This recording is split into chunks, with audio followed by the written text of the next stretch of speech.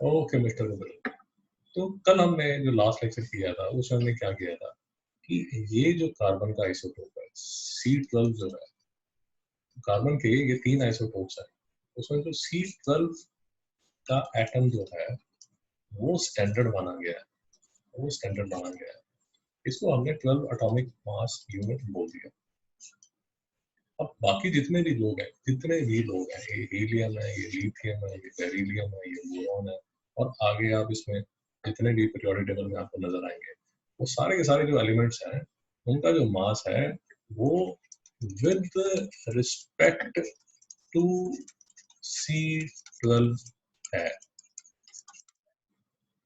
अच्छा, उसमें भी एक इशू जो कल हमने डिटेल में किया था वो ये था कि आप कार्बन के भी 3 आइसोटोप हैं, ये और इस लिस्ट में नीचे आप जाएंगे तो ये देखिए, ये नाइट्रोजन आपका ये भी 2 आइसोटोप लेके बैठा हुआ। तो आप जो मास देना चाहते हैं, लेट अस अज्यूम आप नाइट्रोजन को मास देना चाहते हैं, तो नाइट्रोजन को अगर आपने मास देना है तो नाइट्रोजन को कौन सा मास देंगे? ये जो ऑक्सीजन है, फिर से देखिए, जो ऑक्सीजन है वो 3 आइसोटोप लेके बैठा हुआ। तो अगर मुझे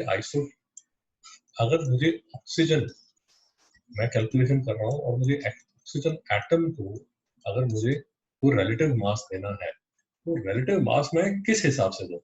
तो उसका एक साइंटिस्ट ने बड़ा प्यारा सा एक सिस्टम बनाया। तो सिस्टम ये बनाया कि सर आप क्या कीजिए, आप जो भी आपके पास क्या नाम है इसका, जो भी आपके पास एलिमेंट है, जिसका भी आप एनालिसिस करना चाहते हैं, उसका आप एक देख लीजिए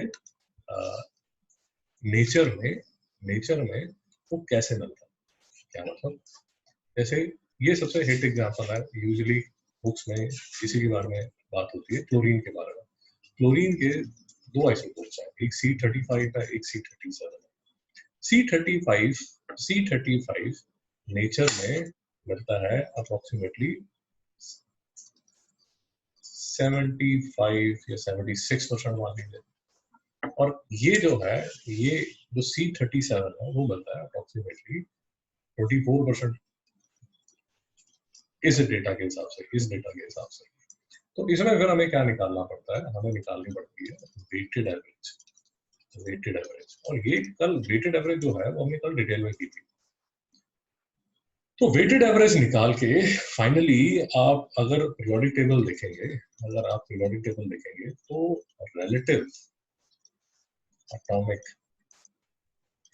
मास जो क्लोरीन का आपको मिलेगा, जैसे मेरे पास जो पीरियोडिक टेबल है, अगर उस पीरियोडिक टेबल को मैं खोल के देखता हूँ तो भैया क्लोरीन का जो रिलेटिव एटॉमिक मास है, मेरा जो पीरियोडिक टेबल है वो बता रहा है 35.453। अब इसकी जो कैलकुलेशन है वो कल के लेक्चर में हमने की थी, आज भी एक दो एग्जांपल इससे करेंगे। अच्छा, ये जो 35.453 है, ये है atomic mass unit. Atomic mass unit मतलब ये मान लीजिए कि ऐसे देख लीजिए कि एवरेज फ्लोरीन एटम का मास कितना होगा? 35.453 एटॉमिक मास यूनिट। और इसको कैलकुलेट करने के लिए हमने इसकी नेचुरल अकरेंस जो है वो स्टडी की है, उस हिसाब से ये निकला। मिस्टर रुद्र, आपको अभी तक समझ आया या नहीं आया? हेलो?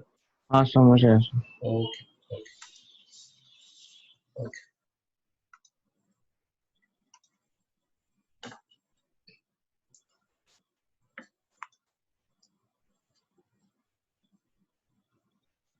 ओके, दूसरी चीज दोस्त हमने जो की थी, जो हमने लास्ट लेक्चर के लास्ट में हमने किया था, वो ये किया था, हमने स्टडी किया कार्बन को। और कार्बन के बारे में हमने लास्ट में ये स्टडी किया कि सर ठीक है, हमने कुछ न्यूमेरिकल्स भी किए। तो C12 जो है उसका जो मास है वो कितना है? 12 एटॉमिक मास यूनिट। ये एटॉमिक मास यूनिट के बारे में भी अभी हम 10 मिनट में दोबारा फिर बात करेंगे कि इसको U लिखते हैं, इसको DA लिखते हैं, ये भी मैं आपको बताऊंगा क्या है। ये सब काम जान भी अभी हम 10 मिनट में करेंगे। फिर हमने ये बोला था, एक हमने बहुत ही पावरफुल एक रिलेशनशिप बनाया था, वेरी पावरफुल रिलेशनशिप, जो हमें स्टोइकोमेट्री में जो स्टोइकोमेट्री में बहुत काम आएगा, वो ये था कि सर C12 का मास जो है वो 12 एटॉमिक मास यूनिट है, and if you take 1 mole of C12 atoms, they will weigh 12 ग्राम।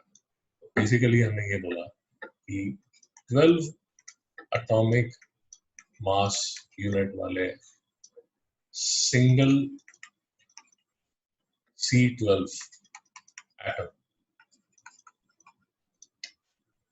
इस तरह के अगर आप 1 मोल ले लें, 1 मोल C12 एटम से ले लें, 1 मोल C12 एटम से लें, तो इसका जो मास हो जाएगा वो कितना हो जाएगा? 12 ग्राम। मिस्टर रुद्र, आपको जो मैं समझा रहा हूँ वो समझ आ रहा है, नहीं आ रहा? हाँ सर। Okay sir. अब देखिए, ध्यान से देखिए, बड़ा प्यारा सा एक रिजल्ट आने वाला है आपके सामने।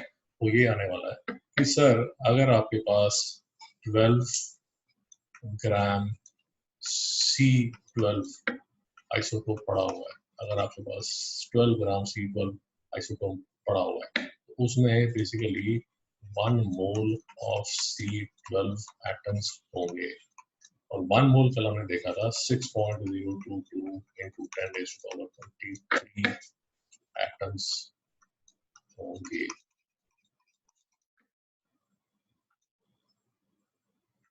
मिस्टर रुद्र समझ आया? हाँ सर। ओके। अब सर मैं आपको एक और चीज बता रहा हूँ, वो ये बता रहा हूँ कि लेट अस अज्यूम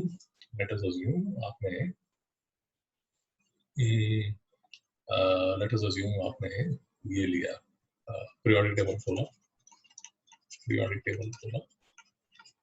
टेबल में देखा कि कार्बन का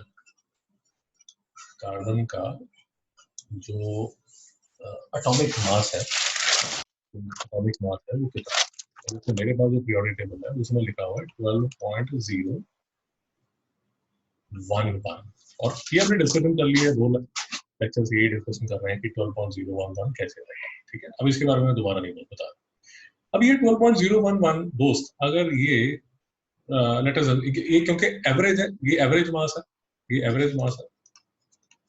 मास है ऑफ कार्बन, तो मैं ये अप्रोक्सीमेटली कि रफली ये अज्यूम क्या ये मान सकता हूँ कि अगर मैं एक एटम लूंगा कार्बन का, तो उसका जो मास होगा वो होगा 12.011 एटॉमिक मास यूनिट, और अगर मैं 1 मोल ऑफ कार्बन लूंगा उसका मास कितना होगा?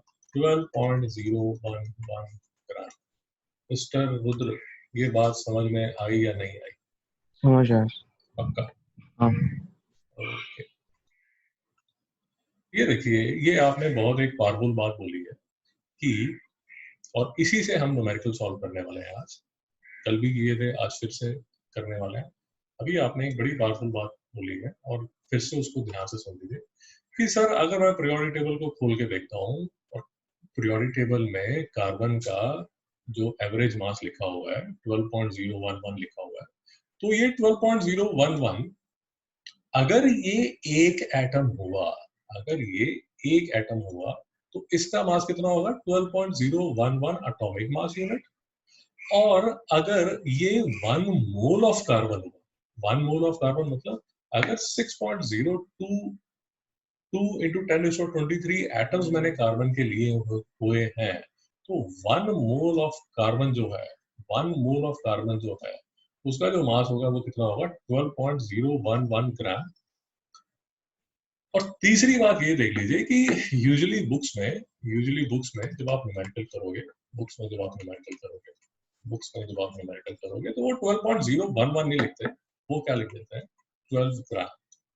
और क्योंकि ये मोल की बात हो रही है, तो या तो आपको नजर आएगा 12 ग्राम पर मोल, और अगर कभी सपोज उसने इसकी बात की, एक सिंगल एटम की बात की, तो वो आपको लिख देगा 12 एटॉमिक मास यूनिट। तो उस टाइम ये मत कंफ्यूज होइए कि यार ये कैसे कर रहा है, ये तो 12.011 था, ये 12 ग्राम कैसे बन गया। वो उसने क्या किया, उसने फॉर ईज ऑफ कैलकुलेशन उसने ऐसा लिख दिया। कोई और एग्जांपल ले लीजिए। सो फॉर एग्जांपल ये देखिए, अगर मैं जैसे अपना पीरियोडिक टेबल रेफर करता हूँ, तो मेरा जो पीरियोडिक टेबल है वो ऑक्सीजन का जो मास दिखा रहा है वो दिखा रहा है 15.999। उसने सिर्फ ये लिख के छोड़ दिया। अब आई होप आपको समझ आ रहा होगा कि अगर 1 एटम ऑफ ऑक्सीजन लिया जाए तो उसका मास होगा 15.999 एटॉमिक मास यूनिट, और अगर 1 मोल ऑक्सीजन लिया जाए तो इसका मास होगा 15.999 ग्राम पर मोल। और एक और बात जो मैं आपको ये बता रहा हूँ कि यूजुअली आप जब अपनी बुक्स देखोगे तो वो 15.999 ग्राम पर मोल नहीं लिखेगा, वो उसको लिख देगा 16 ग्राम पर मोल। मिस्टर रुद्र, यहाँ तक समझ आया नहीं आया? समझ आया सर। समझ आ गया?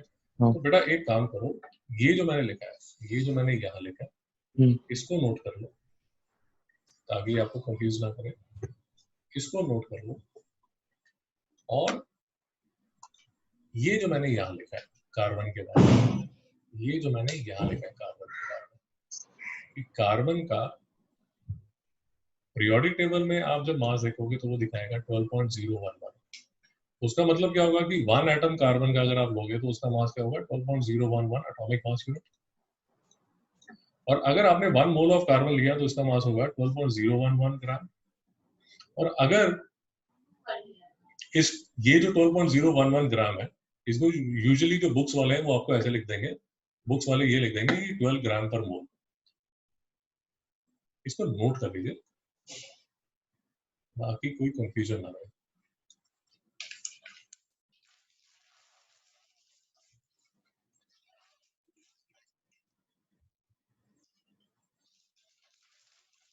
तो उधर कोई डाउट है? नहीं सर। हो गया आपने? कर रहा हूँ। करिए। तो अब जो बाकी का लेक्चर है उसमें हम काफी बेसिकली रेस्ट ऑफ द जो लेक्चर है उसमें हम न्यूमेरिकल्स ही करने वाले हैं, ताकि हमें जो कंसेप्ट है एकदम बढ़िया बिल्ड हो जाए। बार बार याद रखिए, अगर आप मोल की बात कर रहे हैं तो आप 6.022 × 10⁻23 की बात कर रहे हैं।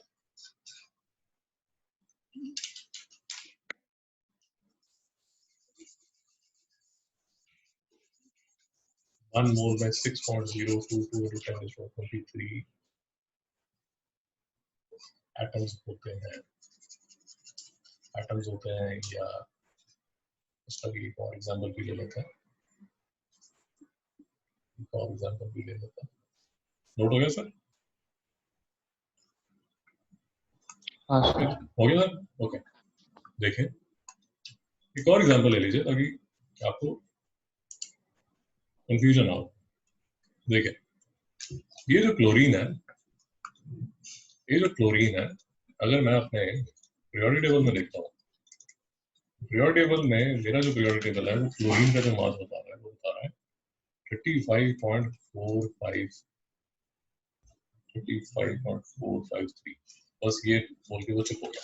अब मुझे समझ होनी चाहिए कि अगर मैंने एक क्लोरीन एटम दिया उसका मास होगा 35.453 एटॉमिक मास यूनिट, और अगर मैंने 1 मोल क्लोरीन एटम्स लिए तो इसका जो मास हो जाएगा वो क्या होगा 35.453 ग्राम। तो मुझे पता होना चाहिए कि क्लोरीन का जो मास है वो है 35.453 ग्राम पर मोल। ये मुझे समझ होनी चाहिए, ये मेरी बेसिक अंडरस्टैंडिंग होनी चाहिए। और फिर मैं आपको ये बता रहा हूँ कि बुक्स में ऐसा नहीं लिखा होगा। बुक्स में यूजुअली जब आप न्यूमेरिकल करेंगे, तो न्यूमेरिकल में आपको लिखा रहेगा 35.5, तो ऐसे राउंड ऑफ करके लिख देते हैं 35.5 ग्राम पर मोल लिख देंगे। और एक और जो अकल आपको होनी चाहिए वो ये आपको समझ होनी चाहिए कि अगर वो आपको बोल रहा है क्लोरीन गैस, अब देखिए अब ये अकल वाला काम शुरू होता है। अगर वो बात कर रहा है क्लोरीन गैस की तो बेटा क्लोरीन गैस होती है Cl2, नहीं समझ आया? हेलो, हाँ सर। समझ आया नहीं है? अब अगर क्लोरीन गैस है तो बेटा ये जो Cl2 है ये तो बन गया क्लोरीन का मॉलिक्यूल। हम्म, और अगर क्लोरीन का मॉलिक्यूल बन गया तो ये Cl हमने किया, ये क्लोरीन का मॉलिक्यूल बन गया। अब इसमें बैठे हैं 2 क्लोरीन। तो अगर मुझे कोई बोलेगा, पहले तो मुझे ये समझ आना चाहिए कि मुझे निकालना है इसका मॉलिक्यूलर मास। तो इसका जो मॉलिक्यूलर मास मिलेगा अगर मैं बुक का न्यूमेरिकल लूँ तो कितना बनेगा, 2 into 35.5 ग्राम पर मोल। ये कितना आएगा, 71 ग्राम पर मोल। मिस्टर रुद्र समझ आ रहा नहीं आ रहा? अच्छा। पक्का? तो प्लीज थोड़ा दिमाग में रखिए जो मैं आपको समझा रहा हूँ। वो फायदा आपको कहाँ पर होगा, वो फायदा आपको ऐसे होगा। एक और एग्जांपल लिखिए। फॉर एग्जांपल, अगर आपको किसी ने बोला आर्गन गैस, अब मिस्टर रुद्र आर्गन क्या है? मिस्टर रुद्र, हाँ सर। आर्गन क्या है? कौन से क्या? कॉलम में आती है, कौन से कॉलम में आती है? बोलिए मिस्टर शिवान। आर्गन का ग्रुप 8 में आती है। नहीं, ग्रुप 8 में आती है नॉट गैसेस। फैमिली का नाम क्या है? Noble gases. Noble gases. Mister Rudra हाँ या ना? हाँ। नोबल गैसेस है। तो सर अगर नोबल गैसेस है तो जो आर्गन है वो किसी के साथ कंपाउंड बना के बैठी होगी। मिस्टर रुद्र, हाँ सर। सर क्लोरीन जो है वो क्लोरीन तो आपको पता है Cl2 की तरह बैठी हुई है। आर्गन अगर आपको कोई बोलेगा I have taken argon gas, तो आर्गन आपको क्या लगता है, Ar की तरह एग्जिस्ट करती होगी, Ar2 की तरह एग्जिस्ट करती होगी, या Ar3 की तरह एग्जिस्ट करती होगी? कैसे एग्जिस्ट करती होगी? AR क्यों सर Ar क्यों? उसका ट्यूशन कंप्लीट रहेगा। हाँ, वो किसी से बात नहीं करना चाहती है, तो वो आर्गन आपको ऐसी नजर आएगी, आर्गन गैस। बट स्टोकियोमेट्री में इसका फायदा क्या है आपको? स्टोकियोमेट्री में इसका फायदा क्या है?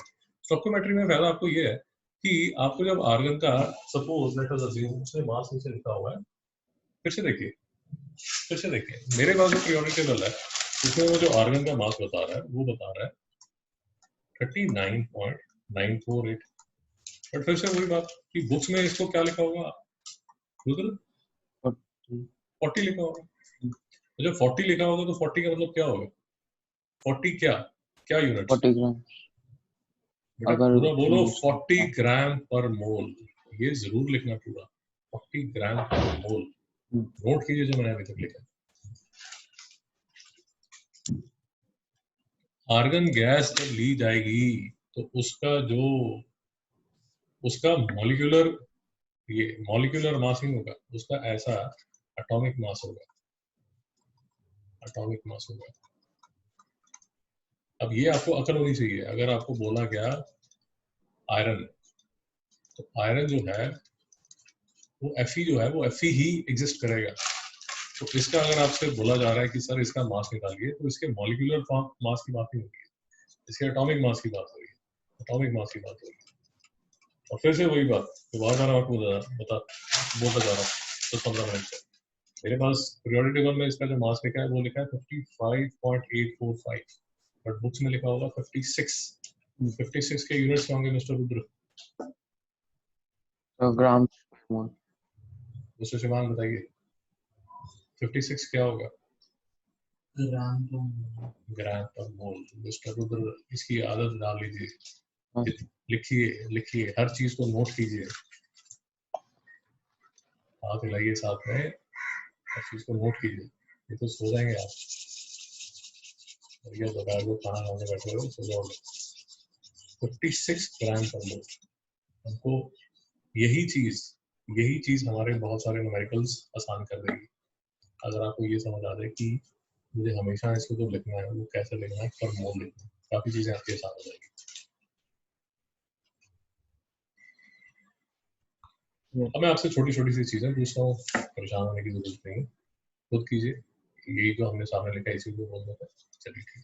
आपके पास 28 ग्राम आयरन है, तो पहले तो मुझे ये बताइए कि कितना मोल आयरन है, हाउ मच मोल आयरन। दूसरा मुझे बताइए how many particles atom of iron. 0.5 moles. Sorry. 0.5 moles. 0.5 moles शाबाश।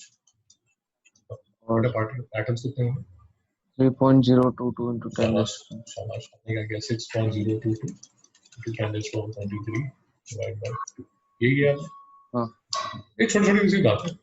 ओके, एक और एग्जांपल ले लो। ये डाउट है, ये जो 28 ग्राम है तो 1 mole is equal to 12 gram according to Carbon, तो ये 2 point होना चाहिए। Nice good question. देखिए आपको ये पता होना चाहिए, ये देखिए यहाँ पर लिखा हुआ है ना कि ये जो 56 ग्राम पर मोल है ये आयरन का एटॉमिक मास है। 56 ग्राम पर मोल जो है वो आयरन का एटॉमिक मास है। वो कहाँ से पता चला आपको? पीरियोडिक टेबल में देखिए ये लिखा हुआ है 55.845। ये 55.845 जो है वो विद रिस्पेक्ट टू C12 है, विद रिस्पेक्ट टू C12 है, जिसको हम ऑलरेडी 12 ग्राम पर मोल बोल चुके हैं। तो अगर ये पूरा जो सिस्टम चल रहा है तो इसीलिए आपका जो क्वेश्चन है वो बिल्कुल ठीक है कि ये पूरा जो ये पूरी जो फाउंडेशन है, इस बिल्डिंग की पूरी जो फाउंडेशन है, ये जो उसकी फाउंडेशन है वो किस बेसिस पे है कि C12 को आप 12 ग्राम पर मोल बोल चुके हैं, और इसको अगर आप 12 ग्राम पर मोल बोल चुके हैं तो अगर यहाँ पर आयरन रहता है तो आयरन का जो मास है वो 56 ग्राम पर मोल है। अगर इस बिल्डिंग में आर्गन रहती है तो आर्गन का जो मास है वो 40 ग्राम पर मोल है। तो मतलब independently without the dependence of C12 का मास वो 28 ग्राम के, बट विद ये एग्जांपल दिया है।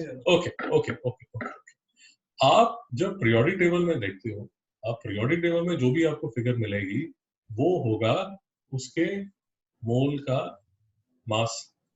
सो फॉर एग्जांपल अगर मेरे पास, मैं यहाँ देखता हूँ, लेट अस अज्यूम मैं कॉपर लेता हूँ।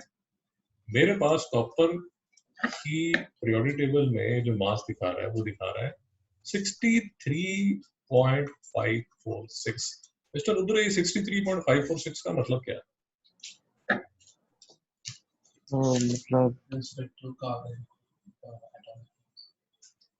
बताइए।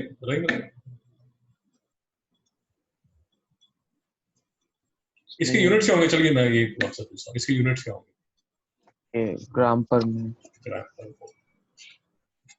अब मैं अगर आपको बोलता हूँ कि मैं इसको 63.546 को लेट अस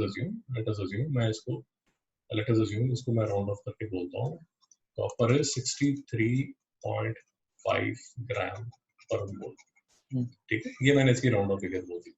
अब मैं आपको ये बोलता हूँ कि यार मैं मार्केट में गया और मैंने 127 ग्राम कॉपर ले लिया, 127 ग्राम कॉपर बाय कर लिया, और मैं अगर आपसे पूछूं कि सर इसके अंदर कितने मोल होंगे, कितने मोल कॉपर होंगे, तो कितने मोल होंगे सर? 2 मोल। उससे बात बताइए।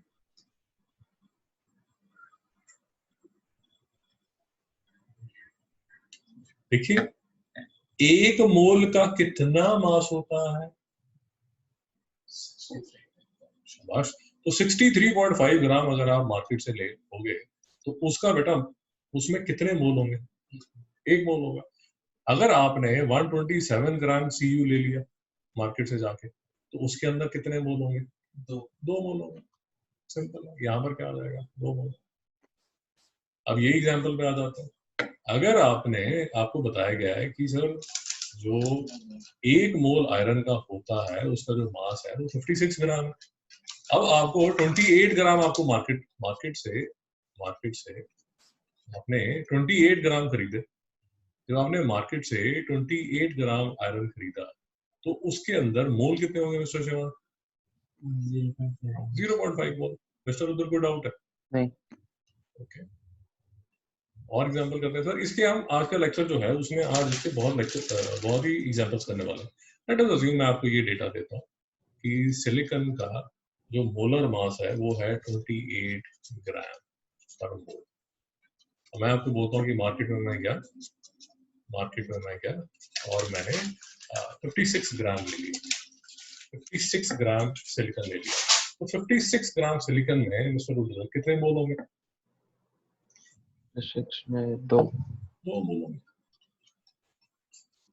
अगर मैं मार्केट में जाके 14 ग्राम सिलिकॉन लेता हूँ तो उसमें कितने मोल होंगे?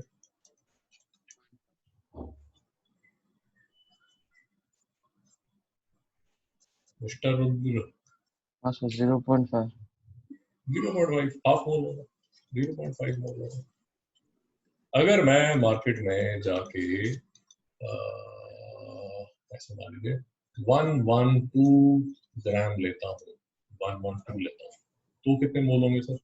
3 कितना? 3 नहीं। हाँ भाई, कैलसी यूज करो।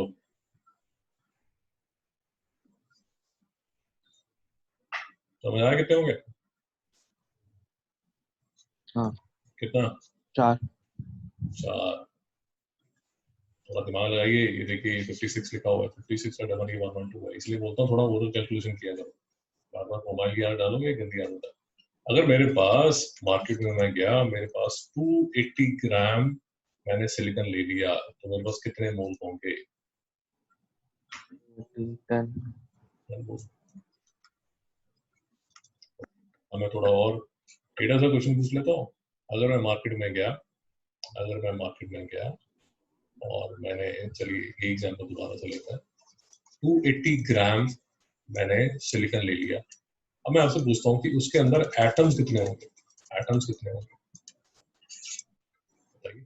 280 into 6.022 to 10 सर हमेशा पहले किस में कन्वर्ट कर लीजिए?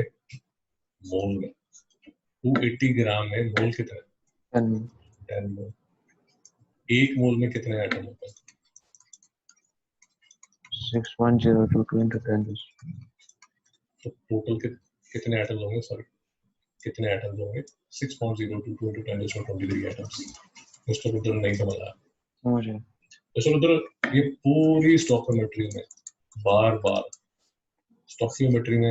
जब भी आप कंफ्यूज होंगे तो मोल आपको सेव करेगा। ये नोट कर लीजिए, मोल सेव्स। नोट कीजिए, होमवर्क कीजिए। देखिए स्टोकियोमेट्री में जब भी कंफ्यूज हो, ये स्टोकियोमेट्री अच्छा लंबा टॉपिक है, तो स्टोकियोमेट्री में जब भी कंफ्यूज हो तो हमेशा मोल्स पे आ जाइए।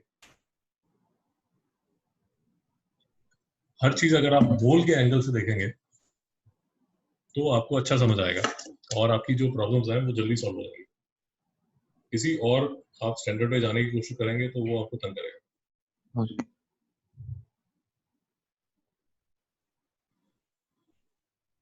नहीं समझ में आया? समझ आए। पक्का? हाँ सर। अब किसी में थोड़ा सा और टेढ़े एग्जाम्पल्स करते हैं। टेढ़े मतलब ज्यादा भी टेढ़े नहीं है, इतना भी हाई पावर वाली बात नहीं है, थोड़ा सा टेढ़ा। ठीक है, अगर मेरे पास 100 ग्राम सिलिकॉन है, अगर मार्केट से मैं 100 ग्राम सिलिकॉन लेके आया तो मुझे बताइए कि मेरे पास कितने मोल है? आप कैलसी यूज कर सकते हैं।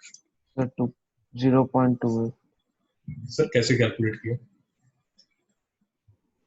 मिस्टर उधर कैसे कैलकुलेट किया? 100 by शाबाश शाबाश। 100 by 28 3.571 कितना आ गया?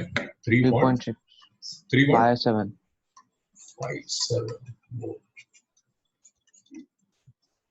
और एग्जांपल ले लीजिए। अगर आप आपने 1 kg सिलिकॉन खरीद लिया मार्केट से, अब मुझे बताइए कितने मोल्स खरीदे आपने?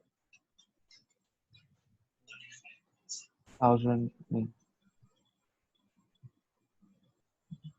35.71 कैसे कैसे मिस्टर रुद्र बताइए कैसे? तो 1000 रहेगा ना, 100 ग्राम्स का एक मोल है तो फिर 1000। 1000 डिवाइड बाय 28 ग्राम पर मोल, तो आंसर कितना है? 35.71। 35.71 मोल। और इसका जो सेकंड पार्ट है, ये तो ए पार्ट है, इसका बी पार्ट है कि how many atoms are there, कितने एटम्स होंगे, एटम्स कैसे निकालोगे? तो पहले इसको ये 35.71 मोल से तो फिर उसको 6.022 into 10⁻20 से मल्टीप्लाई करें। डाउट है सर? नहीं, पक्का? हाँ। ओके सर, तो बेसिक कैलकुलेशंस ही हमने कर ली है। अब हम क्या करेंगे, थोड़ा सा और डिटेल में जाके, थोड़ी सी और डिटेल में जाके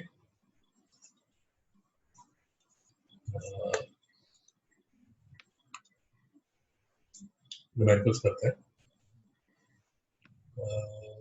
ओके,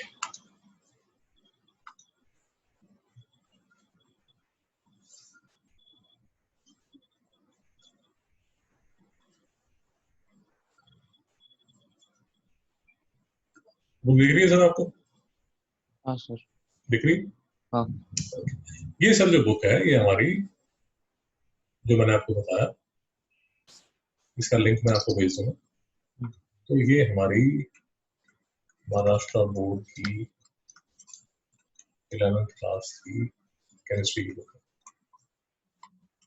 इसका लिंक मैं आपको भेज दूंगा, अच्छी बुक है, आप देखिए जरा। पहले मैं आपको बता देता हूँ कि वही बेसिक सी चीजें जो हम एक दो लेक्चर से कर रहे हैं, तो पहले मैं एक बार आपको रिवाइज कर देता हूँ कि हम क्या क्या हमने अभी तक किया। देखिए, एटॉमिक मास कर लिया हमने। हाँ। हमने यही से स्टार्ट किया था कि सर बार बार अगर मैं हर बार अगर हाइड्रोजन की डिस्कशन कर रहा हूँ और अगर मास में ऐसे लिखना शुरू कर दूँ, एक एटम का लिखना शुरू कर दूँ, तो बहुत प्रॉब्लम हो जाती है। इसलिए मैं क्या किया, मैंने C12 को, कार्बन 12 को 12.000 एग्जैक्ट जो हमने वेबसाइट पे भी देखा, इसको एटॉमिक मास यूनिट मैंने स्टैंडर्ड मान लिया। अच्छा, तो अगर मैं इसको स्टैंडर्ड मान रहा हूँ, इसको मैं 12 दे रहा हूँ, तो एक एटॉमिक मास यूनिट क्या होगा, एक एटॉमिक मास जो यूनिट होगा वो 1/12 द मास ऑफ C12 होगा। सर कोई डाउट है? लॉजिकल है ना यार, कि अगर आपने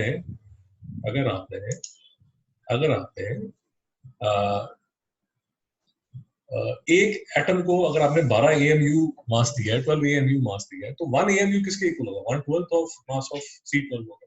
अब ये जो फिगर आई है, ये एक्सपेरिमेंटल फिगर है। C12 की ये एक्सपेरिमेंटल, जो उसको बोलते हैं एक्चुअल फिगर है। तो उस हिसाब से जो 1 AMU का जो एब्सोल्यूट फिगर है, वो आती है इतनी। मिस्टर रुद्र नहीं समझ आ रहा?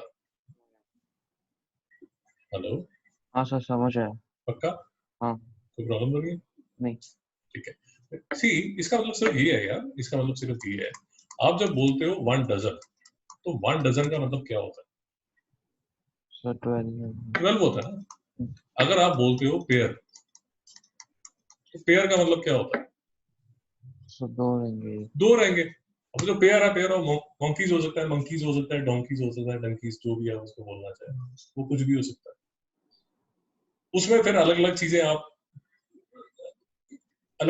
बोल सकते हैं। जैसे सबसे सिंपल एग्जांपल केमिस्ट्री का तो वही है, 1 मोल। अब बोल रहे हैं आप 1 मोल है, बट आपको और मुझे पता है, केमिस्ट्री जो पढ़ते हैं उनको पता है कि this is basically 6.02 into 10⁻23 entities. वो जो एंटिटीज है, वो एटम्स हो सकते हैं, मॉलिक्यूल्स हो सकते हैं, मंकीज हो सकते हैं, डॉन्कीज हो सकते हैं, टोमेटोज हो सकते हैं, पोटैटोज हो सकते हैं। सब नहीं समझा? समझ आया। अब सर एक चीज जो आपको नोट करनी है, जो अभी तक हमने नहीं की है, वो ये नोट करनी है कि AMU को आपने रिप्लेस कर दिया है यूनिफाइड एटॉमिक मास यूनिट से। इसको बोलते हैं डाल्टन तो जो सिंबल है वो यूज होता है और क्या यूज होता है डीए, ये नोट कर लीजिए। ए एम यू जो है उसको यू बोल देते हैं या उसको बोल देते हैं डाल्टन। तो mister Dalton founders of chemistry है, सारे फंडे उन्हीं के हैं, बिल्कुल बेसिक जो उनकी जो केमिस्ट्री का जो सिद्धांत है, जो बिल्कुल फाउंडेशन पे जो केमिस्ट्री बेस्ड है, पूरी स्टॉकियोमेट्री बेस्ड है, तो मिस्टर डाल्टन की जो पोस्टुलेट्स हैं उस पे बेस्ड है, तो उनके नाम पे ये डाल्टन लिखा है। तो एएमयू को आप यू बोलते हैं या उसको डीए बोल देते हैं। ये कभी आपको शायद कभी आते जाते हैं एमसीक्यू में या किसी क्विज वगैरह में कभी क्वेश्चन आ जाएगा। मिस्टर रुद्र यही सब बातें कर रहे हैं हम अभी तक? ओके। और ये बुक आपने ध्यान से पढ़नी है। मैं आपको वही बता रहा हूँ कि कल के लेक्चर से परसों के लेक्चर में जो भी हमने डिस्कस किया वो सारा का सारा यही था। ये देखिए, ये हम डिस्कस कर रहे हैं C12 के बारे में। अब यार ये देखो, ये तो 12 रहेगा, C12 ये हमने वेबसाइट पे देखा, ये C13 का ये है, C14 का ये है। अब इसकी जो रिलेटिव अबंडेंस है वो है 98.89%, इसकी 1%, इसकी बनती है, ये देखिए ये ऑलमोस्ट नेग्लिजिबल है। ये देखो दिख रहा है 10⁻⁻10 नहीं होती उस आइसोटोप, तो उसके प्रॉपर्टीज ऑलमोस्ट नेग्लिजिबल है। नहीं समझ आया सर? अब देखिए सर, उसमें क्या हो सकता है, उसमें आप न्यूक्लियर फिजिक्स करेंगे, न्यूक्लियर केमिस्ट्री करेंगे, तो वो आपको बताएंगे कि सर उसमें जो बेसिक फंडा है वो है स्टेबिलिटी का, वो है स्टेबिलिटी का। ये जब न्यूक्लियर फिजिक्स आप करेंगे तो वो आपको बताएंगे कि सर ये रेशो ऑफ उसके अंदर जो प्रोटॉन्स हैं, इलेक्ट्रॉन्स हैं, न्यूट्रॉन्स, उनकी रेशो पे उसकी स्टेबिलिटी डिपेंड करती है। अब ये जो है ये सबसे स्टेबल आपको नजर आता है, क्योंकि ये स्टेबल है तो ये सबसे ज्यादा नजर आएगा, ये आपको अनस्टेबल नजर आएगा, इसलिए ये इसलिए नहीं आपको मिलेगा क्योंकि ये अनस्टेबल है। मिस्टर उधर नहीं समझ आ रहा? अरे भैया आपकी क्लास में लड़का है, एक लड़का है, देयर इज अ बॉय, वो हर बार आता है लड़ाई झगड़ा करता है, हर बार आता है टीचर से बदतमीजी से बात करता है, हर बार आता है फर्नीचर तोड़ता है, तो वो लड़का रहने वाला है आपकी क्लास में? ये सब नो नहीं, क्यों नहीं रहेगा? क्योंकि स्कूल के रूल्स के अगेंस्ट है। अरे अनस्टेबल है दादा, अनस्टेबल है तो घर पे रहो, फिर स्कूल मत आओ। नहीं समझ रहा? तो कोई भी चीज अगर अनस्टेबल है तो वो आपको कम मिलेगी नेचर। मिस्टर उधर नहीं समझ रहा? समझने वाली बात ये है, ये कैलकुलेशन समझने वाली है। ये देखिए, ये एटॉमिक मास यूनिट को आप मल्टीप्लाई कर रहे हो इस फ्रैक्शन से, ये देखिए 98.892 डिवाइड बाय 100, इसको आप मल्टीप्लाई कर रहे हो इस फ्रैक्शन से, ये देखिए 1.108 into 100, इसको मल्टीप्लाई कर रहे हो इस फ्रैक्शन से जो कि ऑलमोस्ट नेग्लिजिबल, और फाइनली आपका जो आंसर आ रहा है वो आ रहा है ये। और ये वाली जो फिगर है बेटा, ये आपको नजर आएगी किसमें? Periodic table. और इसी को राउंड ऑफ करके हम क्या लिखेंगे? 12। तो जब आप 12 लिखेंगे तो 12 देख के आपके दिमाग में दो चीजें आनी चाहिए। पहली चीज क्या आनी चाहिए? या तो सर ये 12 यू है, या ये क्या है?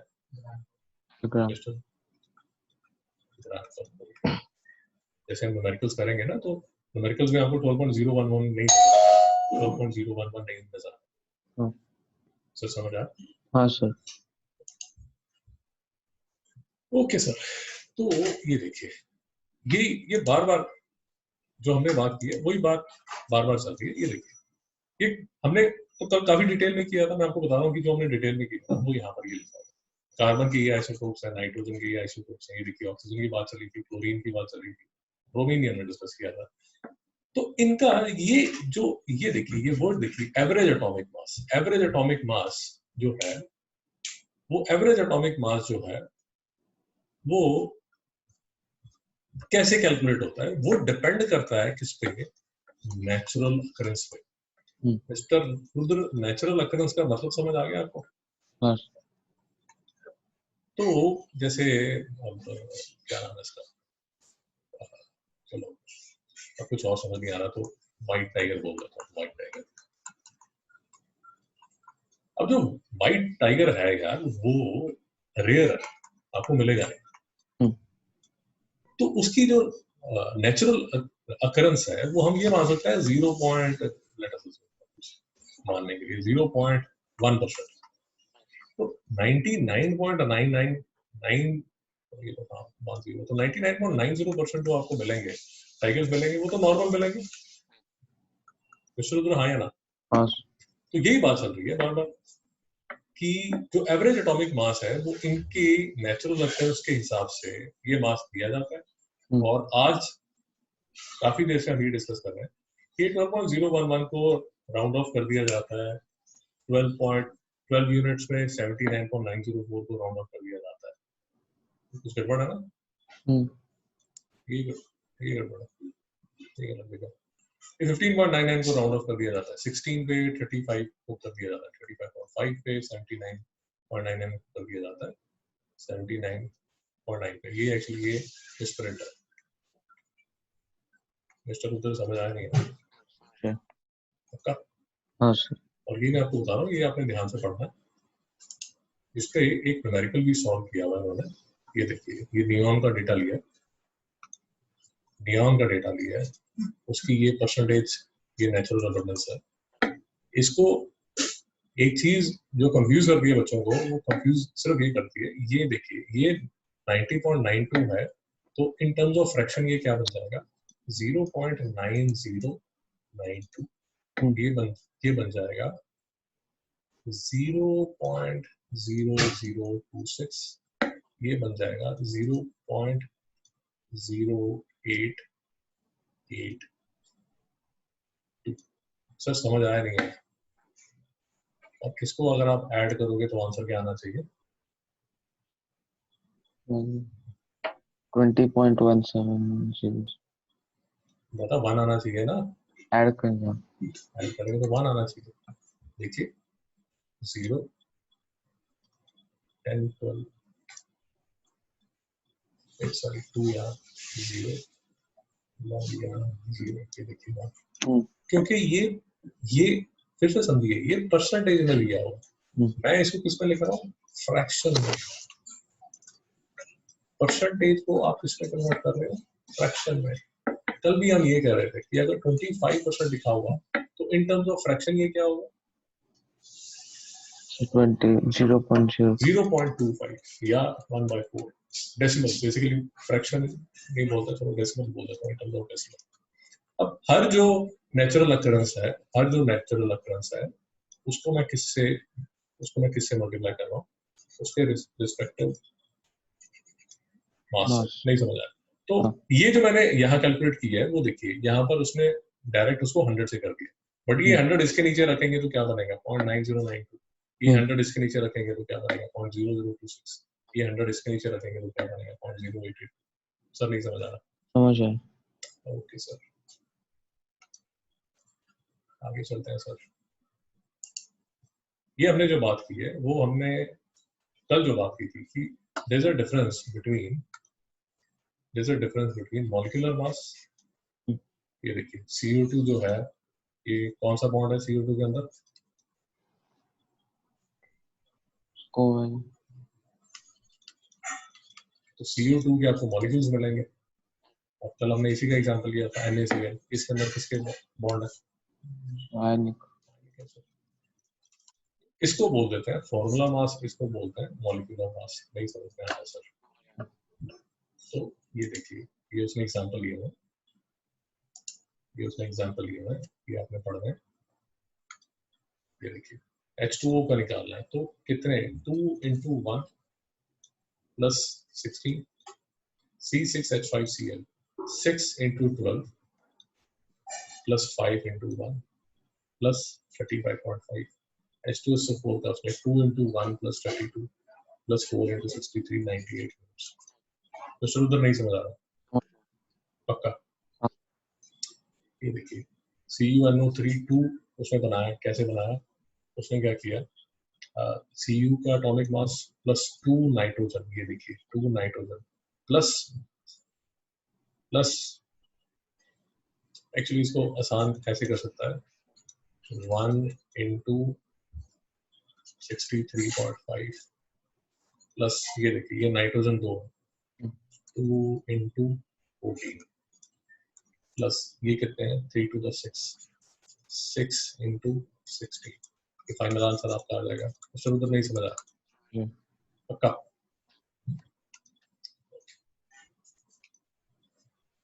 तो इसके हम न्यूमेरिकल्स करेंगे आगे, तो चिंता मत कीजिए। मैं आपको सिर्फ बता रहा हूँ कि एक बार सिर्फ रिवाइज कराऊं ताकि हम न्यूमेरिकल्स कर सकें। ओके, तो 1 मोल को कल हमने डिफाइन किया था कि 1 मोल वो सब्सटेंस है 1 मोल वो सब्सटेंस है that contains as many entities or particles as there are atoms in exactly 12 gram of C12 isotope। Mister Rudra इसको राइट कीजिए, जरा लिखिए।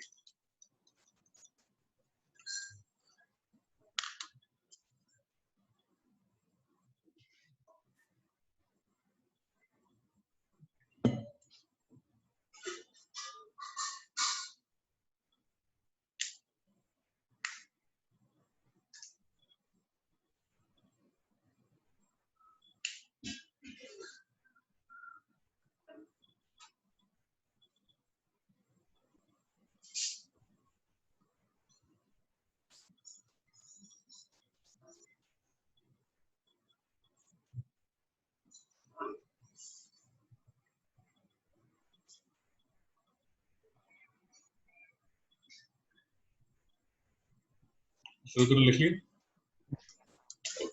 अब देखिए, अब वो ये कहता है यार, अब वो ये कहता है कि सर, अब वो ये कहता है कि सर मैंने एक्सपेरिमेंट किया। ये देखिए, स्पेक्ट्रोमीटर एक इंस्ट्रूमेंट है, वो कभी सिलेबस में होगा तो करेंगे। तो मास स्पेक्ट्रोमीटर, स्पेक्ट्रोस्कोपी करके एक अलग फील्ड है। तो ये एक इंस्ट्रूमेंट है मास स्पेक्ट्रोमीटर। इसकी हेल्प से आपने देखा कि एक कार्बन एटम का जो मास है वो कितना है, इतना। तो आपने क्या किया, 12 ग्राम कार्बन लिए। आपने कितना लिया, 12 ग्राम C12 आइसोटोप लिया। तो 12 ग्राम आप बेसिकली ये देखना करने की कोशिश कर रहे हो कि number of atoms in 12 gram of C12 कैसे किया आपने। 12 ग्राम ले लिया और उसको आपने डिवाइड कर दिया पर मास ऑफ एन एटम से। मिस्टर रुद्र नहीं समझ आया? आपने क्या किया यार, बड़ा सिंपल सी बात है। 12 ग्राम आपने C12 ले लिया और किसको आपने डिवाइड कर दिया, किससे? इसको आपने डिवाइड कर दिया mass of 1 atom of C12। अगर आपको बात समझ आ रही है, ये 12 ग्राम को अगर mass of 1 gram of C12 करोगे तो यहाँ पर क्या आ जाएगा, नंबर ऑफ पार्टिकल्स। डाउट है क्या? हेलो? नहीं सर। यार सिंपल है। अगर लेट अस अज्यूम आपके पास, ओके, मैं सिंपल सा एक एग्जांपल लगाता हूँ। आपके पास एक ऐसे मान लीजिए, ऐसे आपके पास एक ये है बैग है, ठीक है। ये बैग का जो मास है, बैग का जो मास है वो नेग्लिजिबल है, ठीक है। अब इसके अंदर लेट अस अज्यूम ऐसे एप्पल्स पड़े हैं। क्या पड़े हैं मिस्टर रुद्र, क्या पड़े हुए हैं? एप्पल्स पड़े हुए। इसके अंदर एप्पल्स पड़े हुए। अब आपकी मॉम कहती है कि मिस्टर रुद्र, सिंपल करने के लिए आपकी मॉम कहती है कि 1 एप्पल वेज, सिंपल है ना, 1 एप्पल वेज 1 kg। और आपसे आपकी मॉम पूछती है कि इसके अंदर कितने एप्पल्स होंगे अगर इस पूरे बैग का जो वेट है वो है 15 kg। मेरा क्वेश्चन समझ आया? आपकी मॉम ने बोला कि इस बैग का जो मास है वो है 15 kg और इस बैग के अंदर सिर्फ एप्पल्स है और हर एक एप्पल का जो मास है वो है 1 kg। तो सर इसके अंदर कितने एप्पल होंगे? 15। यही वो यहाँ कर रहा है, वो कह रहा है यार मैंने 12 ग्राम का सीड बॉल ले लिया हाँ। और मैंने उसको डिवाइड कर दिया कि एक एटम का कितना मास होता है, तो मेरे पास ये आ जाएगा, ये मेरे पास फिगर आ जाएगी और यही हमें पता है कि हमारा मोल है। इधर उधर डाउट है नहीं। ये वही चीजें यार, कल से 2 लेक्चर से, लास्ट 2 लेक्चर जो हम कर रहे थे वही सब चीजें, ठीक है। और एक ये भी नोट कर लीजिए कि 6.022 into 10 raised to 23 is called Avogadro's constant. 6.022 is called Avogadro's constant. एक चीज आपको थोड़ा सा ध्यान रखना पड़ेगा, अगर आप मोल गूगल में जाके अगर आप सर्च करेंगे तो ये फिगर नहीं आएगी, कुछ और फिगर है, तो ये थोड़ा सा मुझे डाउट है इसके बारे में, ये फिगर के बारे में, बट हम सिर्फ ये वाली कंसिडर कर रहे हैं, 6.022 कंसिडर कर रहे हैं। उसके बाद थोड़ा सा एक क्वेश्चन मार्क है, नहीं समझ आया सर? समझ आया। बाकी 5 बचा सोचिए, छोड़िए, मैं आपको सिर्फ ये कह रहा हूँ कि हम तो एनीवेज जब बात करते हैं तो इसकी बात करते हैं 6.022 की, और मैं तो आपको यहाँ तक बोलूंगा कि 6.022 into 10 raised to power 23 है। कई बार फॉर ईज ऑफ कैलकुलेशन मैं इसको बोल दूंगा 6 into 10 raised to power 23। इसको उधर नहीं समझ आया? हाँ। यार बात समझिए, ये 23 जीरोस लगे हुए हैं, तो फॉर ईज ऑफ कैलकुलेशन मैं कई बार क्या करूंगा, इसको भी इग्नोर कर दूंगा, मैं इसको रफली 6 into 10 raised to 23 बोल दूंगा। सर समझ आया नहीं है? हाँ सर। ये सर देखिए, calculate the number of moles and molecules of urea present in 5.6 gram of urea। बात समझिए, ये सारे क्वेश्चंस में ये यूजुअली एग्जाम में आपको इसका फॉर्मूला मिल जाएगा, अल्लाह आपने टीचर को बता मारा, यूजुअली आपको एग्जाम में ये फॉर्मूला मिल जाता है। ये जो फॉर्मूला है इसको यूज करके पहले तो आप क्या निकालेंगे, मोलर मास निकल गया आपका 60 यूनिट, तो ये बेसिकली क्या होगा, 60 ग्राम पर मोल, ये देखिए लिखा है 60 ग्राम पर मोल। फिर आप क्या करेंगे, आपके पास कितना यूरिया है, 5.6 ग्राम, तो 5.6 को किससे डिवाइड करेंगे आप, 60 से, तो ये क्या आ जाएगा, number of moles. Mister Rudra यहाँ तक डाउट है? हेलो नहीं सर।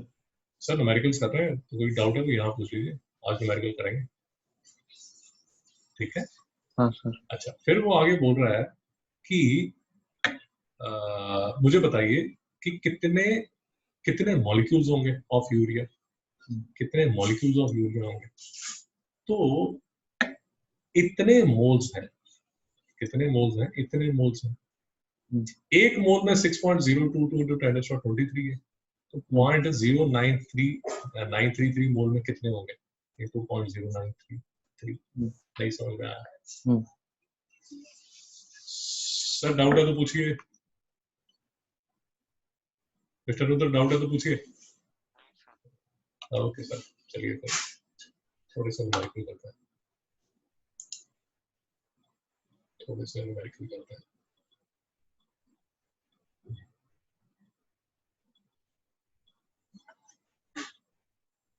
मिस्टर रुद्र करिए सर, ये क्वेश्चन कीजिए, सी कीजिए, डी कीजिए, सी और डी करिए बराबर।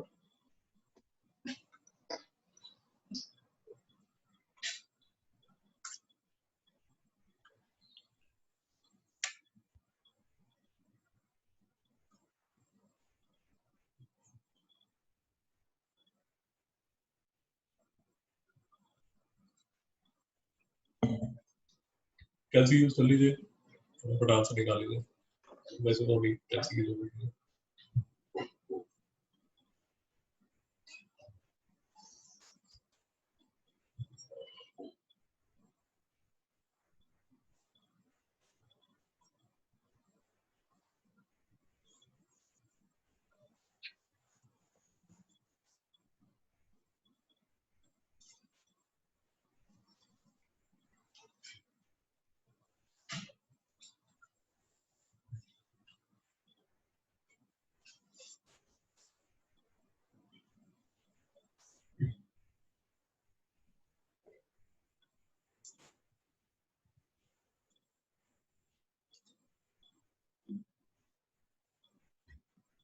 सी हो गया मिस्टर रुद्र?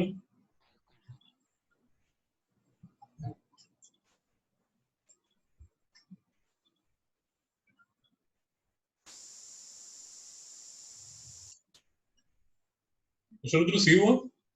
नहीं सर कर रहा हूँ। करिए करिए करिए, डी भी करिए।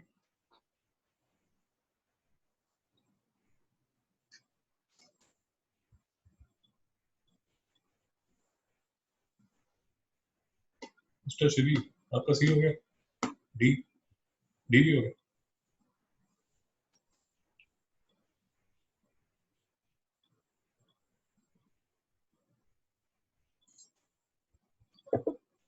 रुद्र डाउट है क्या? नहीं सर।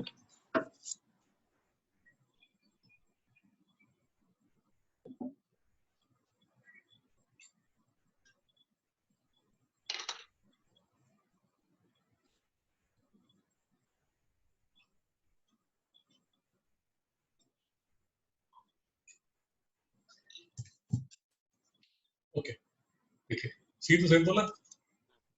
मेरे पास एक एटम है हाइड्रोजन का, उसका मास कितना है 1.008 यू, और अगर मेरे पास 18 होंगे तो मुझे सिर्फ इससे मल्टीप्लाई करना है 1.008 इंटू 14 करना। मिस्टर रुद्र नहीं समझ आ जो आपकी कंफ्यूजन क्या थी? तो मैंने 1.088 लिया था, 008 नहीं लिया था, तो बात समझ रॉन्ग आ आया गई? था। बात समझ आ गई? डी करिए, क्या कर लिया? नहीं कर रहा। करिए करिए।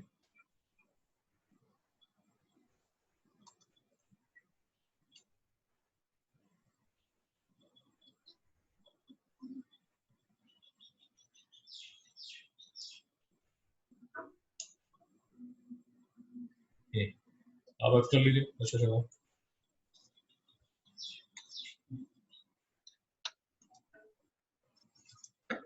डी करिए, एफ करिए, एन करिए।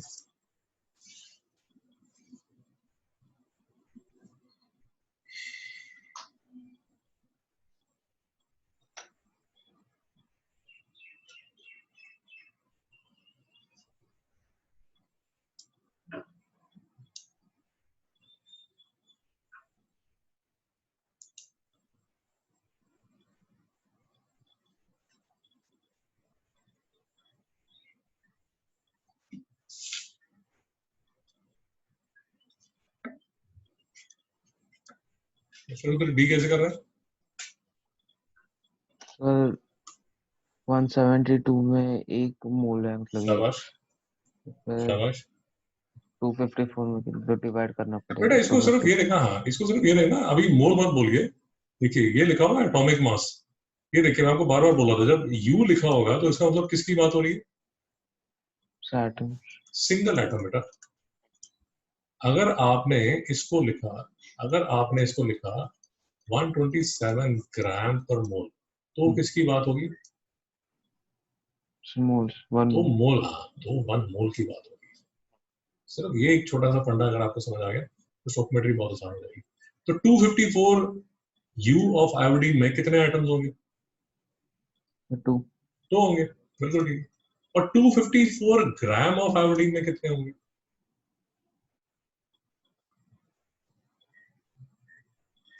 मिस्टर जमाल,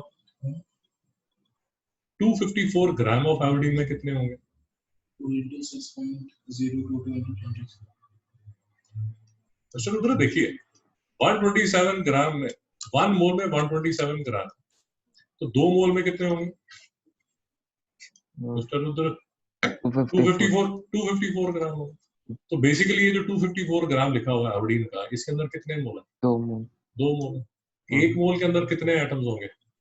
0.06.022।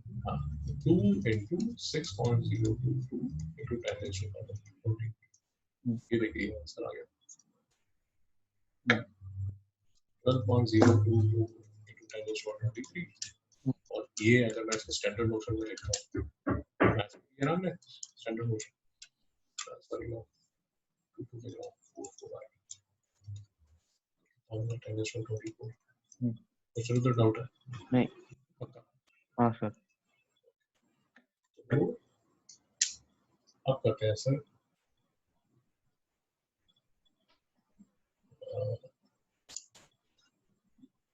तरीके एफ कीजिए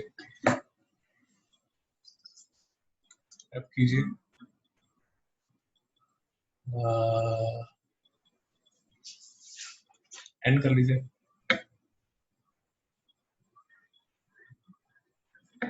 आई कीजिए पहले एफ कीजिए फिर आई कीजिए पहले एफ कीजिए फिर आई कीजिए कैलसी यूज करते रहिए बेसिक फंड है जी सर हुआ आपका एफ हुआ कैलसी यूज करो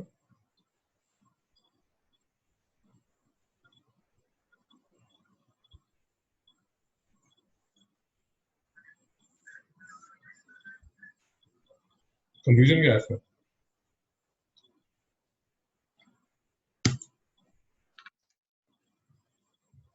मिस्टर एफ कैसे करेंगे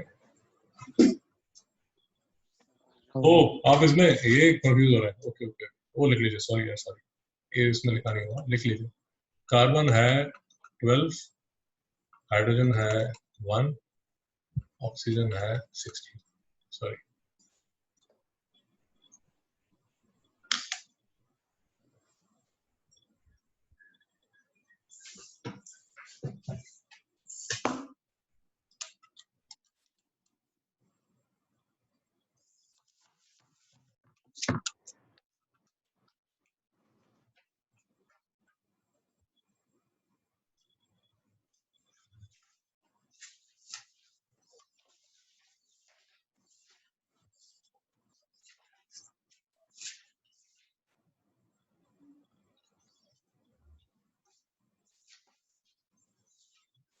तो कर कैसे रहे हैं आप मुझे थोड़ा अप्रोच बताइए टाइम पास कर रहे हो आप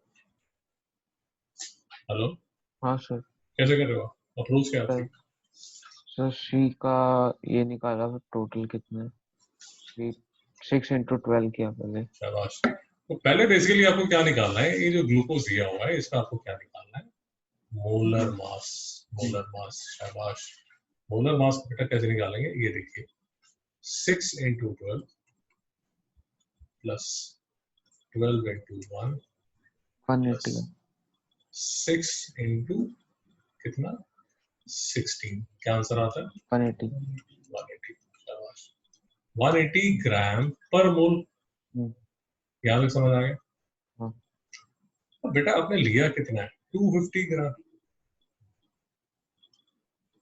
आपने लिया कितना है 250 ग्राम तो 250 ग्राम में कितने मोल होंगे बताइए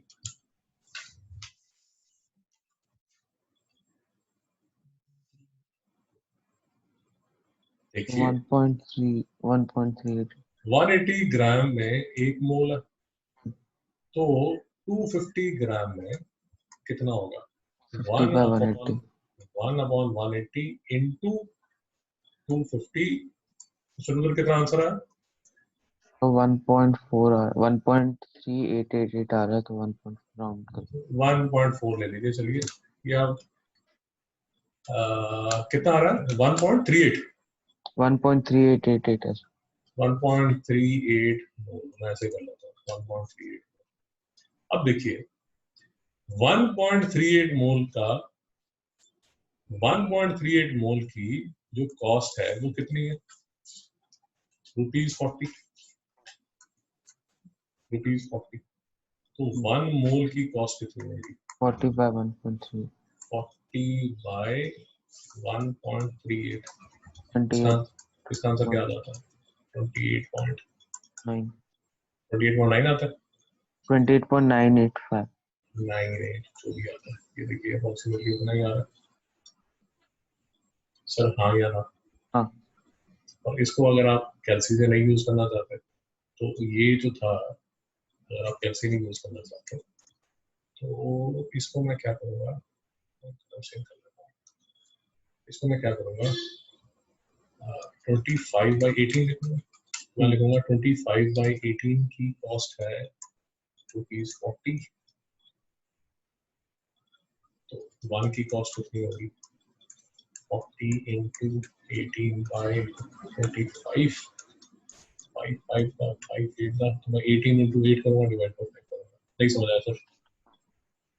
हेलो, हाँ सर समझ आया। समझ आ गया? हाँ चलिए सर, अब कीजिए ये एसिटिक एसिड का फॉर्मूला क्या है सर? क्वेश्चन सुना। CH3CO2 शाबाश।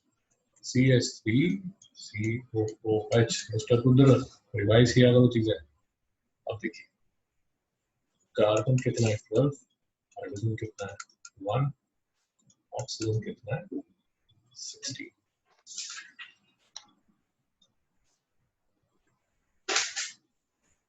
करिए सर फटाफट कैसे यूज कीजिए।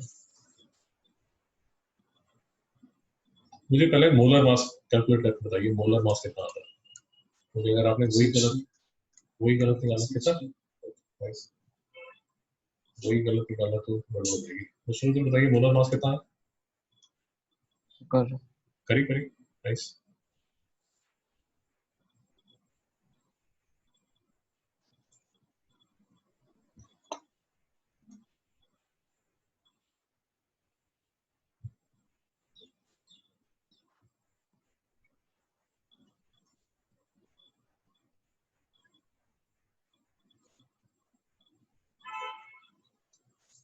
सर 60।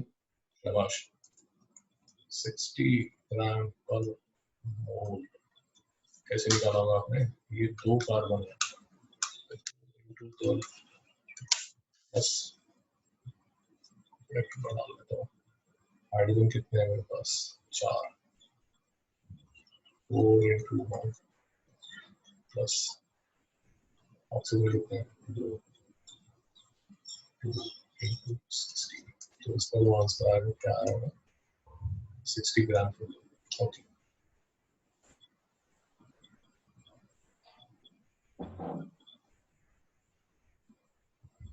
तो नंबर ऑफ मोल्स कैसे निकलेंगे मिस्टर रुद्र?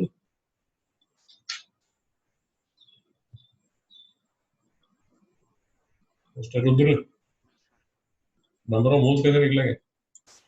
3 ग्राम 1 मोल है तो फिर जी सर, 22 जी सर। 22/60। शाबाश। ये 22 ग्राम है, 22 ग्राम में 60 कर लीजिए, कैल्शियम आ रही है आपका आंसर आ जाएगा ये। सही समझा। अब सर नंबर ऑफ मॉलिक्यूल्स कैसे निकालेंगे? तो 1 मोल में शाबाश 0.6.022 है तो शाबाश। फिर 1 मोल में 6.022 into 10 raised to power 23 होता है। आपके पास मोल कितने मोल्स हैं? तो आपको करना है इसको किससे मल्टीप्लाई करना है, 0.3666 को किससे मल्टीप्लाई करना है 6.022 into 10 raised to power 23। आपका ये आंसर आ जाएगा। मिस्टर रुद्र नहीं समझा? समझ गया। तो कुछ और करते हैं।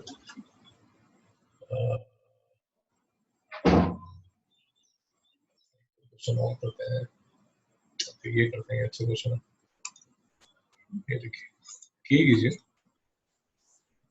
और एल कीजिए, दोनों अच्छे क्वेश्चन।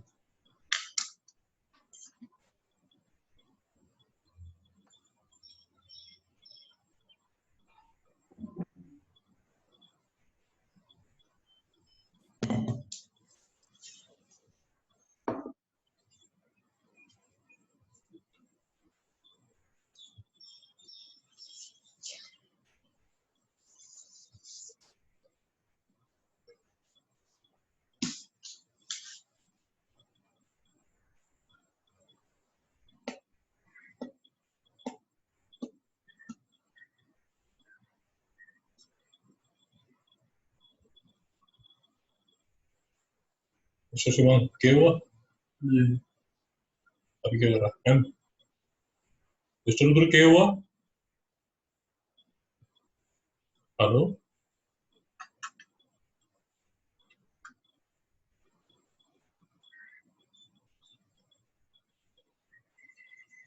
मिस्टर रुद्र,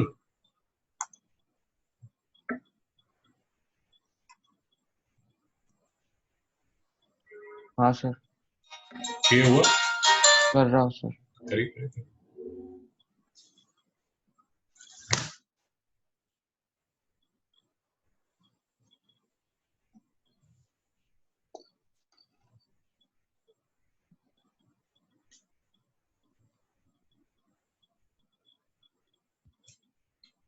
के का फर्स्ट पार्ट हो गया, ए हो गया। हाँ सर हाँ ठीक है, कैसे किया होगा आपने? Calculate the number of atoms, 0.4 mole of nitrogen. कैसे किया आपने? सर एक एक मोल में, मोल शाबाश, एक मोल में कितना होता है? 6.022 और 0.4 में कितना होगा? 0.4 into 6.02 into 10⁻23। सर आ गया ना?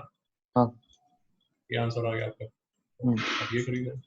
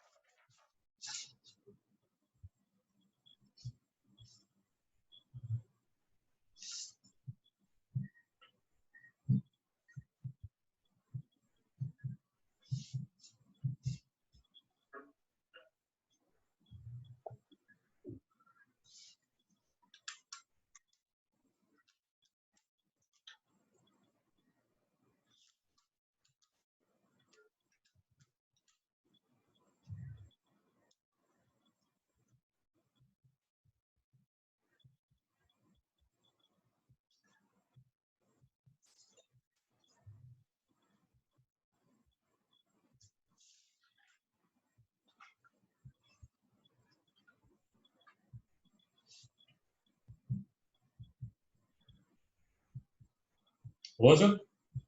समझ नहीं आ रहा समझ नहीं आ रहा? कौन सा नहीं समझ आ रहा? अभी के का बी वाला पार्ट, के का बी पार्ट। हाँ पहले सर एक छोटी सी चीज देखिए, मैं अभी कंफ्यूजन बढ़ाना नहीं चाहता, बट मैं आपको थोड़ा सा इसको बोलते हैं कि एक वार्निंग आपको बताना चाहता हूँ। गड़बड़ कहाँ हो जाती है? देखिए गड़बड़ क्या हो जाती है सर, गड़बड़ क्या हो जाती है, ये देखिए, ये नाइट्रोजन लिखा हुआ है सर। अब जो नाइट्रोजन है, अगर मैं इसको नाइट्रोजन गैस मानूं तो नाइट्रोजन गैस चलती है सर ऐसे N2। सर हाँ या ना? हाँ ठीक है। अब देखिए N2 सर जो है उसका तो मॉलिक्यूलर मास होगा, मॉलिक्यूलर मास होगा। अब इसका जो मॉलिक्यूलर मास है सर वो होगा 28 ग्राम पर मोल। हम्म, अब N2 जो है सर वो है हमारी ऐसी डायटोमिक गैस, हम्म, डायटोमिक। मैं आपको बता रहा हूँ कि गड़बड़ कैसे हो जाती है। अब ये डायटोमिक गैस है सर, ये डायटोमिक गैस है। जब ये डायटोमिक गैस है तो एक मोल में sir basically 2 mole nitrogen atom है। आपको मेरी बात समझ आई या नहीं है? हाँ सर क्या समझ आया आपको? सर ये डायड एटॉमिक रहता है नाइट्रोजन में तो तो एक मोल मॉलिक्यूल, एक मोल N2 मॉलिक्यूल, एक मोल N2 मॉलिक्यूल लोगे तो उसमें basically 2 2 mole mole nitrogen nitrogen atom atom होगा। तो अब कहने को मैं ये भी बोल सकता हूँ कि अगर मैं 0.4 मोल N2 गैस लूं तो उसके अंदर 0.8 mole nitrogen atom nitrogen atoms होंगे। और इसका मतलब ये हुआ 0.8 into 6.022 into 10 raised to power 23 और इसका आंसर क्या आता है सर? एलसीएम वाली की तरह 6.022 into 0.8 is equal to 4.8 into 10⁻23। Mister उधर आपको मेरी बात समझ आई या नहीं है? हाँ सर। ये देखिए ट्वाइस का फर्क पड़ गया ना, ट्वाइस का फर्क पड़ गया। अब ये यूजुअली आप एग्जाम्स वगैरह में जाओगे तो एग्जाम में यूजुअली क्लियरली आपको लिखा रहा, यहाँ पर लिखा रहता है। यहाँ तो समझ नहीं आ रहा, यहाँ तो ये नाइट्रोजन एन करके ही उसने किया हुआ, ये देखिए उसने नाइट्रोजन एन करके लिखा हुआ, बट आपको ये दिमाग में रहना चाहिए। मिस्टर उधर समझ आया नहीं है? हाँ सर। ये एक जब भी आपको मिलता है तो थोड़ा ध्यान रखिए, जैसे आयरन मिला तो ठीक है, कोई प्रॉब्लम नहीं है। क्लोरीन मिला है तो आपको पता होना चाहिए वो Cl2 है, बट अगर आपको आर्गन मिल गई तो आपको पता है ये मोनोटॉनिक है। सो डाउट है? नहीं। पक्का? हाँ सर। अगर गोल्ड आपको मिला तो आपको पता है AU ही होगा, अगर कॉपर है तो कॉपर ही होगा। तो ये थोड़ा सा ध्यान रखना है, कई बार गड़बड़ हो जाती है। वैसे तो आप IGCSE वाले हो तो IGCSE में तो गड़बड़ नहीं होती, वो एकदम बढ़िया आपको फर्स्ट क्लास बताते हैं, इसमें कोई प्रोविजन नहीं है। ओके, ये नहीं हुआ आपसे 1.6 ग्राम सल्फर? मिस्टर जवान आपसे हो गया?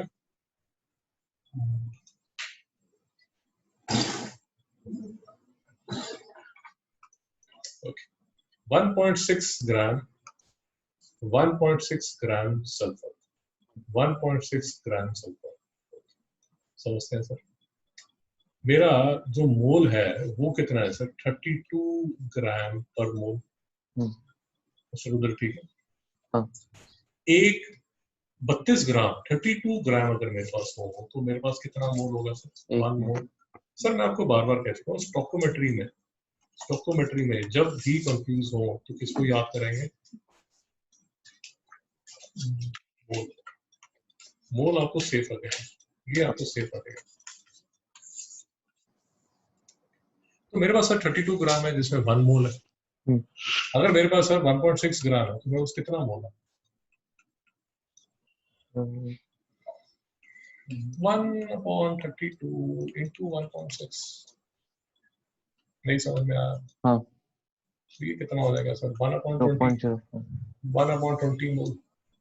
अब 1/20 into 6.022 into 10⁻22 कर लीजिए। डाउट है सर? डाउट है सर? आ जाएगा? हाँ सर। 3.01 होना चाहिए, 23 होना चाहिए, सॉरी 23 होना चाहिए। 3.011। ये आंसर आ रहा है। ऑफ कोर्स ये सब करने के लिए आपको ये कैलकुलेशन इसकी आनी चाहिए, इसको एक्सपोनेंट्स को मैनिपुलेट करना आना चाहिए। ये ट्राई कीजिए सर, एम ट्राई कीजिए थोड़ा।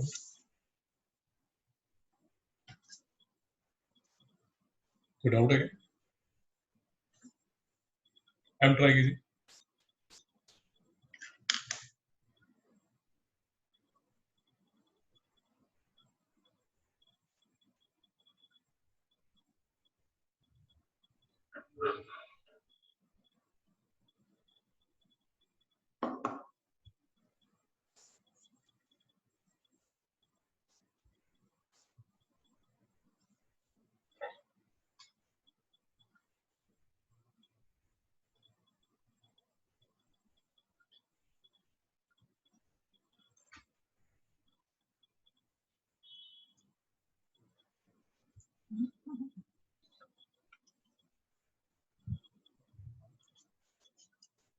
पहले मुझे मोलर मास बताइए इसका, CH3CHO का।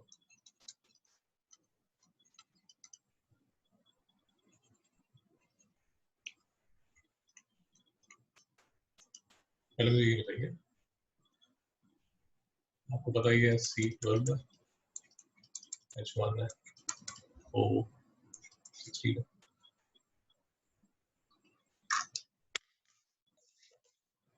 और ये आपको खुद देखना पड़ेगा कि मोलर मास निकालने की जरूरत है भी है कि नहीं है, कई बार नहीं भी जरूरत पड़ती।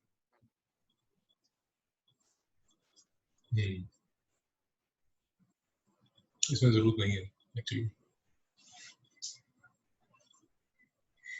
44 आ रहा है मोलर मास। मोलर मास 44 ठीक है, मैसेज का जरूरत नहीं है, करिए ABCD करिए, एक बार मैं भी देख लेता हूँ। तो इसमें लिखा है 2 moles of acetone, मतलब 2 into वो आप सोचिए मोलर मास क्या होगा 16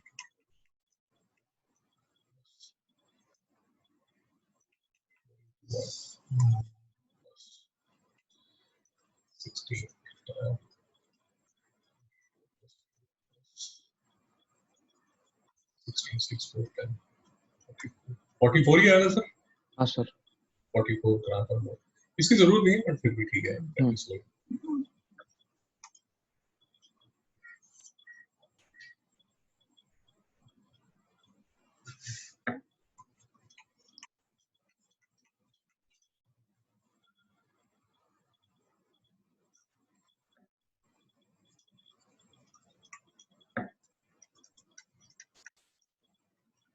हुआ मिस्टर रुद्र,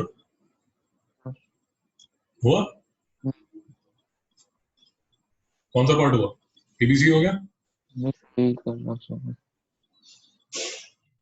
ये आसान सा क्वेश्चन है, ये बेसिक फंडामेंटल है, अगर आपको फंडामेंटल समझना है तो बिल्कुल आसान सा क्वेश्चन। आपको बेसिकली ये देखना है, आपको सिर्फ ये देखना है, आपको हमने कल एक एग्जांपल किया था, उसके अंदर छोड़ी जा, यहाँ देखिए, अगर मेरे पास 1 मोल H2O है, तो 1 मोल, हमने कल भी किया था, 1 मोल H2O में हाइड्रोजन कितना होगा, हाइड्रोजन 2 और ऑक्सीजन कितना होगा 1। अगर मेरे पास 2 मोल CO2 है, तो मेरे पास कार्बन कितने मोल है 2 मोल, और ऑक्सीजन कितना है 4। 4। ये कार्बन एटम्स है, ये ऑक्सीजन एटम्स है, हाँ इसमें कोई डाउट है नहीं। मिस्टर शिवांग, कोई डाउट है, अब हो जाएगा आपसे।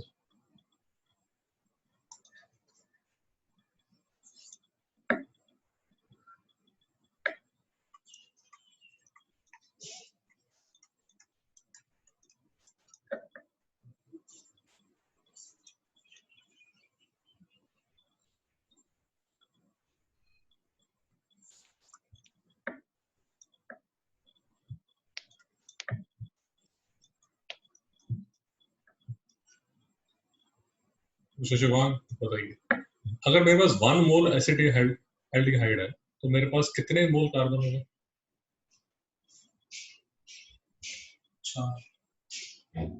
4 कैसे होंगे,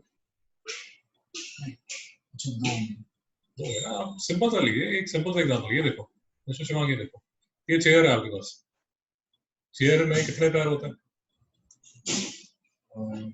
4 लेग्स होती है ना, तो if I have 12 chairs, how many legs do I have, 48.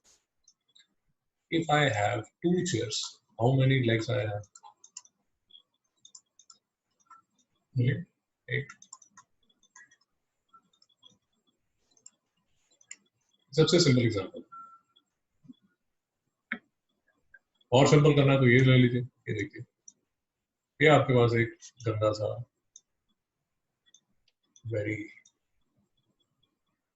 Dirty looking dog है, ठीक है, if you have 3 dogs, if you have 3 dogs, how many tails do you have, 3 tails. How many ears do you have, how many eyes do you have,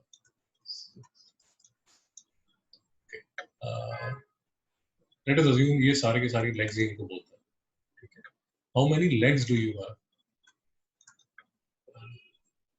बेटा 3 dogs में how many legs do you have,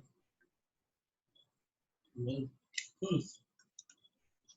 ये पढ़ना यहाँ पर, ये पढ़ना यहाँ पर, if I have 1 mole acetaldehyde, तो मेरे पास कितने मोल कार्बन है, 2। शाबाश, सुभान जी बताइए, 2 कंफ्यूज क्या हो, ये कार्बन है, ये कार्बन है, 2 मोल। अगर हाइड्रोजन कितना है, कितने मोल होगा मेरे पास, 4। 4 मोल, शाबाश। ऑक्सीजन कितना होगा मेरे पास मिस्टर रुद्र? हाँ सर। ऑक्सीजन कितना होगा 1 मोल। हाँ। अब मेरे पास अगर 2 मोल है, ये देखिए अगर मेरे पास 2 मोल है तो ये कितना हो जाएगा 4 ये कितना हो जाएगा 8 ये कितना हो जाएगा 2 ये यहाँ लिखा हुआ है, ये देखिए। और number of molecules of acetyl aldehyde कितना हो जाएगा 2 मोल में?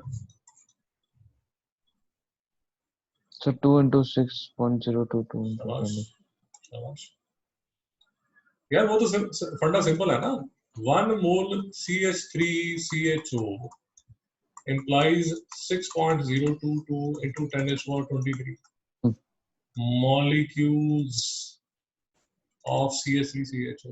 और मेरे पास अगर 2 मोल है तो वो किसके इक्वल होगा 2 into 6.022। ये आपका आंसर आ जाएगा। तो नहीं समझा? ओके ओके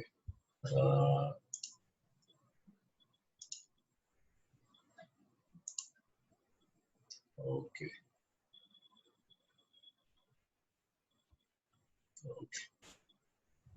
बस ये क्लास कर लीजिए, नेक्स्ट लेक्चर में करते हैं। ये क्लास कर लीजिए। पहले मुझे मोलर मास बता दीजिए। MCO का मोलर मास बता दीजिए, उसके बाद आगे चलिए।